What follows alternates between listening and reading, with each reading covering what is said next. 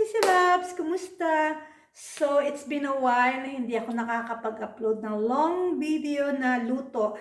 Kasi nga, nire-rest ko yung mata ko dahil sinabi sa akin ng doktor ko, yung ophthalmologist ko, na kailangan kong i-rest ang eyes ko sa mga monitor, sa mga gadget ng 2 to 3 months. Kapag babalik ako sa clinic niya at medyo walang nagbago, so matutuluyan akong operahan. Kaya maraming salamat sa mga nag-i-stay sa LS ko, sa silent LS ko. Pag okay na ako, babalikan ko kayo lahat. Pag may time naman ako, piniplay ko talaga yung mga playlist nyo, yung mga video nyo, gano'n. Kasi 10 minutes lang ako nakaharap sa monitor, sumasakit na talaga yung mata ko. Anyway, magluluto ngayon ako ng French toast. Kaya, samahan nyo ako. Ito yung magiging breakfast ko. So, ipapakita ko sa inyo yung mga ingredients para dire-diretso na to. Wala nang putol-putol. Ayan. So, mga Sisi Loves, meron ako ditong bread. Ito yung gagamitin ko. Ewan ko kung anong tawag sa bread na yan. Tapos, meron akong butter. May 2 egg. May cinnamon powder ako. Tapos, may fresh milk at saka salt. So, ayun yung magiging ingredients ng French toast ko. So, i-slice ko lang ito. Saglit lang. So, mga sisilabi, ito yung bread nga. I-slice ko lang siya ng paganito. Ibaba ko tong milk ko kasi. Ayan. Pwede naman slice bread Kaya lang kasi mas prefer ko kasi yung ganitong bread.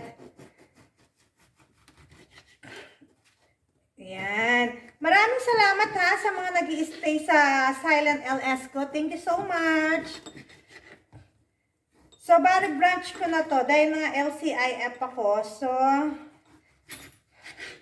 So ayan. I-slice ko na yung mga bread. Tapos, lalagay ko muna yung egg. Initin ko na yung kawali ko. Ay, yung pan ko. Yan. So, maglalagay ako ng 2 egg dito. Yan. Tapos, a pinch of salt. Yan. Tapos, fresh milk.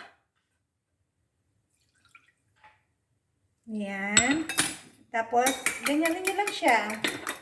Medyo dagdagan ko yung salt ko ng konti. Yan. Tapos, lalagyan ko ng cinnamon stick, cinnamon powder. Konti lang. Yan. Depende sa inyo kung mahilig talaga. Ako kasi mahilig sa cinnamon powder. So, ayan na siya. So, inano ko na rin yung pan ko. So, ito yung pan ko. Iinitin ko na siya.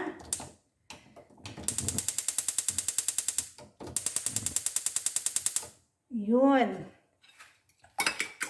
Grease ko siya ng konting oil. Kung makikita nyo, may konting oil siya, di ba? Kasi ilalagay ko yung butter doon. Mas masarap kasi yung French toast. Tapos, ilalagay ko lang yung butter ko dito para makita nyo na.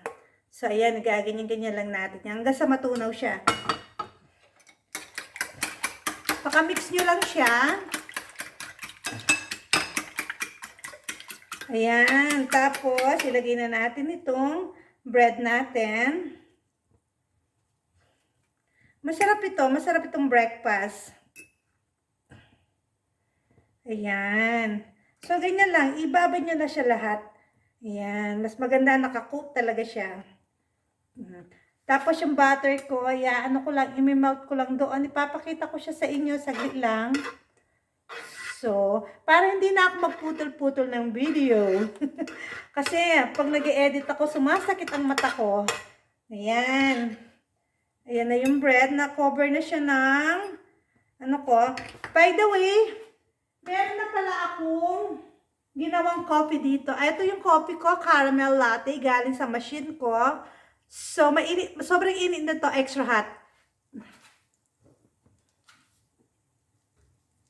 Ayan, okay na yung natin, ganito na siya. So, ipa-fry na natin siya.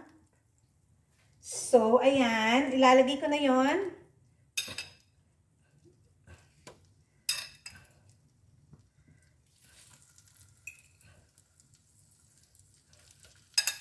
Ako lang naman mag-isang kakain eh. Kasi palagi naman ako mag-isa sa bahay. Para yan.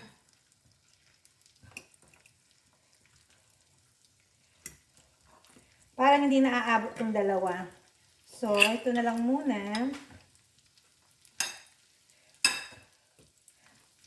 Ang bango ng ang bango ng cinnamon stick, no? Yan, lalagay ko na siya lahat. Pwede naman slice bread. Kung gusto niyo ng slice bread, pwede naman.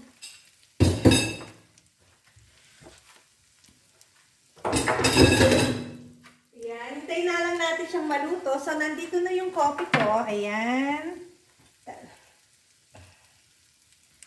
Tapos yan. Tapos meron akong dito, meron akong butter. Ito yung butter ko. Itatap ko siya doon. So, ganyan ako nagluluto. Habang nagluluto, ako alam nyo ba, nililinis ko yung paligid. Ayoko ng maduming lutuan ba? So, ito na yung magiging breakfast ko ngayon. Breakfast na lunch. Anong tawag dyan? Brunch, di ba? So, hintayin lang natin siya. Hindi ko na puputol-putulin tong video na to para mahaba-haba naman. Para sa watch hour ko. Sana panuorin nyo. So, titingnan natin siya sa kabila. So, ayan na siya. Tapos, lagyan lang natin ng konting maple syrup yan. Or butter. Diba? Ang sarap niya. Ganyan lang siya. Kikita niyo mga sisilab. Itaas ko. Ayan. Ito hindi pa masyado. Baliktarin ko siya ulit. Yan. Tapos habang nagluluto siya ng ganyan, hintay lang natin siya mga sisilabs. Kukunin ko lang itong maple syrup saglit. So meron din ako ditong maple syrup. Lalagay lang ako ng konti dito sa lagayan ko. Ayoko siyang i-mix doon. Yan.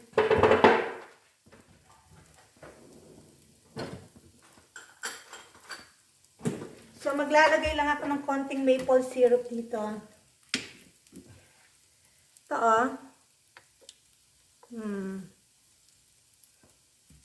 Ito yung maple syrup na ginagamit ko.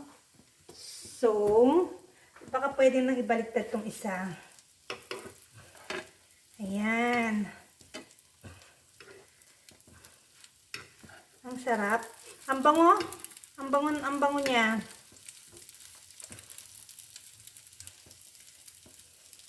Tapos, hiwa-hiwain ko tong butter na to na maliliit. May butter ako dito, hiwa-hiwain ko lang siya ng konti para ipang toppings ko doon. Ayan, ganyan ko lang siya hiniwa. Nakikita niyo, no? Ayan. Gusto ko kasi yung lutong-luto talaga siya. Depende sa inyo kung gusto niyo yung lutong-luto, pero masarap talaga, lutong-luto talaga siya. So, ayan na siya. Malapit na siyang matapos mga sisilabs. Pakita ko siya sa inyo, ha? Ayan.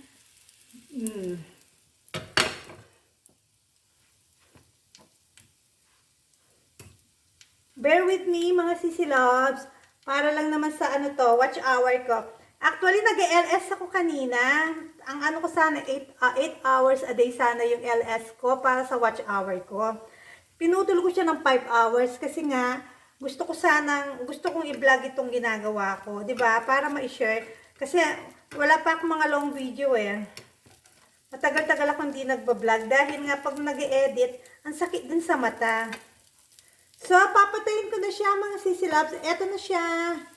Ayan.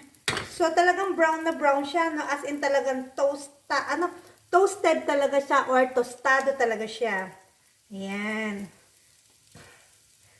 Tapos, papatayin ko na yung kalan ko. So, ito transfer ko lang siya dito.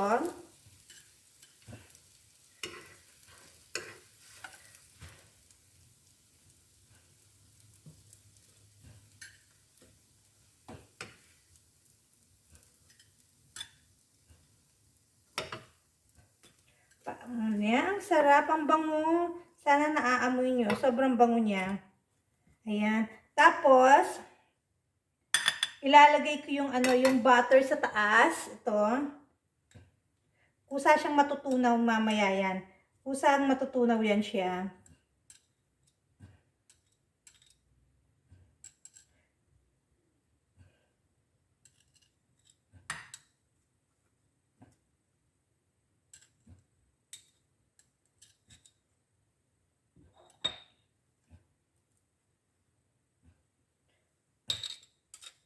Ayan, tapos na ang aking French toast na breakfast. So, mga sisilabs, eto na yung French toast ko ipakita ko sa inyo. So, ayan na yung magiging brunch ko ngayon. French toast with cinnamon powder, with butter. Tapos, ayan yung caramel latte ko. Ayan yung maple syrup niya. So, ito yung kakainin ko ngayong araw na to. Ayan. Close up, di ba? Ayan, as in talagang dire-diretso yung video, hindi ko talaga siya pinatay or i-edit lang natin to ng konting-konti, hindi yung talagang as in edit na edit. Anyway, that's it for today mga video. That is for today mga sisi loves, my French toast and my caramel latte. Please don't forget to subscribe, like, comment, share, and hit the bell para updated kayo sa susunod kong video. And again, thank you so much sa mga nag-i-stay or nagta-thumbs up sa silent LS ko. Kasi naka 1 month rest na ako. Uulitin ko lang ulit, kailangan ko ng 2 to 3 months na pahinga yung eyes ko sa mga gadget, sa monitor, para pagbalik ko sa doktor ng October, kung may nagbago sa mata ko, so hindi na ako ooperahan. Kaya sana, bear with me na kahit silent LS lang siya, pag mapadaan kayo, kahit 3 minutes lang, mag-stay kayo sa silent LS ko, thumbs up na rin. Malaking bagay po yun. Thank you so much, mga sisilab. Have a lovely day. Bye. I love you all.